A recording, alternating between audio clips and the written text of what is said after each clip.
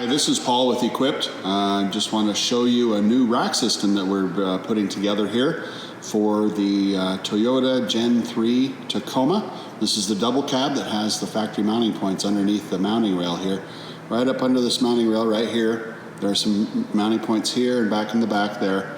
And we are going to attach a new style of roof rack. It's the K9 roof rack still, the platforms are the same, but we're using something that we're now calling the spine, where we will be cutting the trim in the back. We'll be adding these spacers right here, and then this spine will mount on top of it, and then on top of that spine we are putting a 1250 wide by 1400 long, which is 50 inches wide and 55 inches long platform on the top of it. So let's get busy. First thing we did is we pulled up this piece of trim out of the pinch weld here, and on the back of that trim you'll see there's a little extra piece of material there, and that slides underneath this piece of trim here. So when you get your fingers under there and you pull it forward a little bit, and this pops out. Down at this end there's a piece of foam adhesive tape that is stuck on there, and I just used a small flat blade screwdriver to pry it away from the top of the pinch weld trim here. And at the front, there's a nifty little clip right there. See that clip? That clip goes on the back of that piece of trim right there, and we'll get into that a little bit more. So what you find is when you get under there, there's these pieces of foil tape that have been put on and then painted over, and underneath those are, you can push your finger in there, you can feel there's two mounting holes there, okay? There's one here in the center that we're not going to be using, so we're going to leave that one right alone. In fact, you can see the recess of that hole underneath there. So we're going to leave that one alone.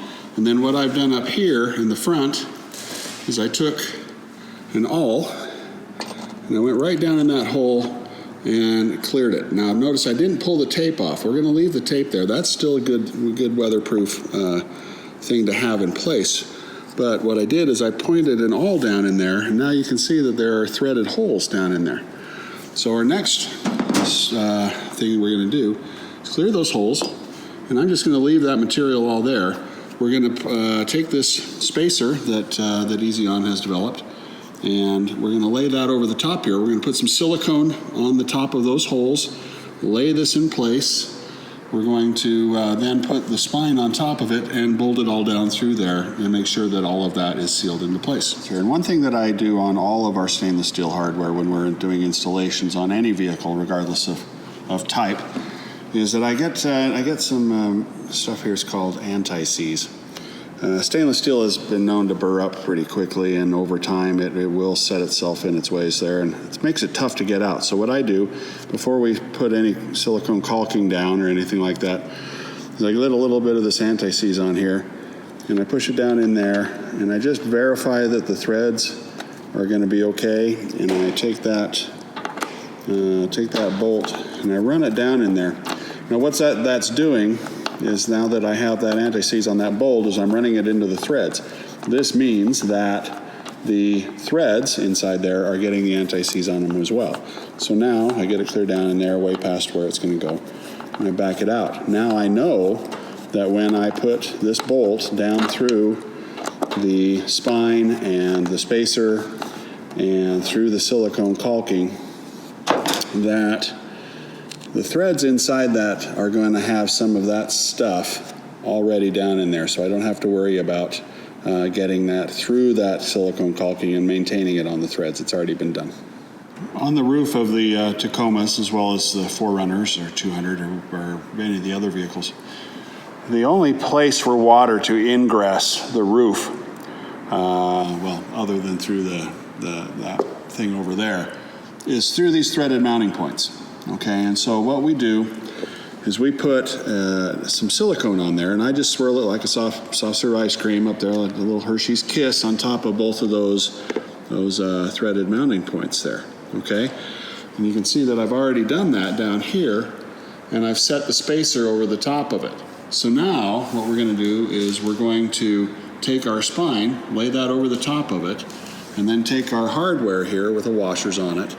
We're going to feed that down through that stuff and tighten it into place, and that's going to give us a nice solid, dry fit on the top of the roof. So what we've done now is we've taken this and we've put the spine up there. And if you take a look back there, you'll see that we have the two bolts, the stainless steel bolts put in there. Underneath we have our spacer, and on top is that tab. And what's nice, we go down here, we can do the same thing down here.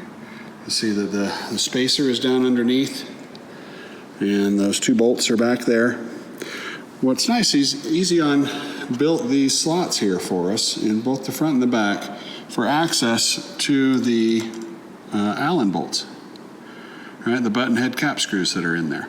So that gives us the chance to tighten them down in there. Also, the spacers are the same length as our top here, and so you want to move that spacer back and forth in there until it's the same width, so that it's a nice clean line right there for us to cut our trim and put the trim back in here. So I'm going to tighten these in place and go to the next step.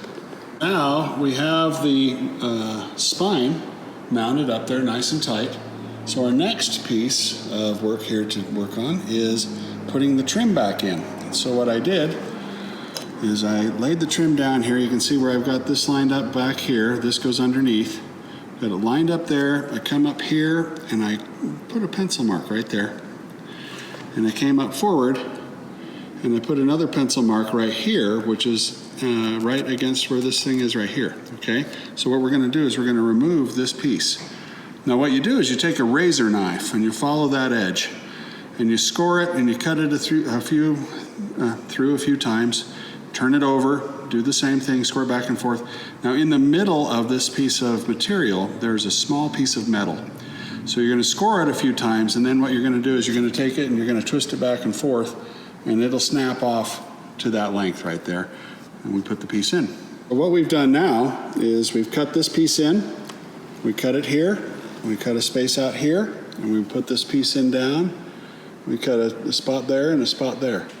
Now what I like to do is cut each one of them individually. If you mark every one of them and cut every one of them, what if you're wrong?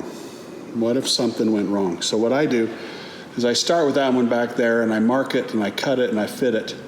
Then I take a piece out here and I mark it where it should be and I cut that. And then I line that up and make sure that my measurement comes down here and hooks onto here is accurate. I cut that and then I go forward here and I start here and I move back, pencil sketch and cut it. Make each one of them individually, and that way it'll be a lot more precise as you put them in there, but it's a simple matter of scoring it with a razor knife, bending it back and forward, and there you go. The final steps of putting our K9 rack together with the new spine mounting system is to attach the K9 platform. And if you notice under here, the spine has holes in the tabs in 3 locations, 1, 2, and 3 down there. Under here on the bottom of the K9 platform.